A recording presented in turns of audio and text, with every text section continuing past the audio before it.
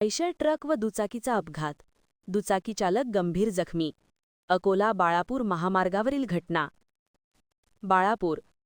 अकोला बाळापूर महामार्गावरील व्याळानजीक Eicher truck व दुचाकीचा अपघात होऊन दुचाकी चालक गंभीर जखमी झाल्याची घटना दिनांक 22 फेब्रुवारी रोजी दुपारी 3:30 ते 4 वाजताच्या सुमारास घडली आहे. मिळालेल्या माहितीनुसार आयशर ट्रक क्रमांक MH48CB4822 अकोलाकडून बाळापूरकडे जात असताना व्याळानजीक बाळापूरकडून अकोलाकडे ॲक्टिवा दुचाकी क्रमांक MH30BS जात असताना अपघात झाला.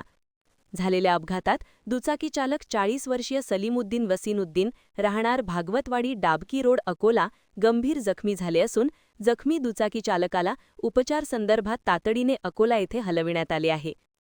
तर घडलेल्या घटनेबाबत बाळापूर पोलीस स्टेशनमध्ये अक्रम खान बिस्मिल्ला खान राहणार सिंधी कॅम्प अकोला यांनी फिर्याद दाखल केली असून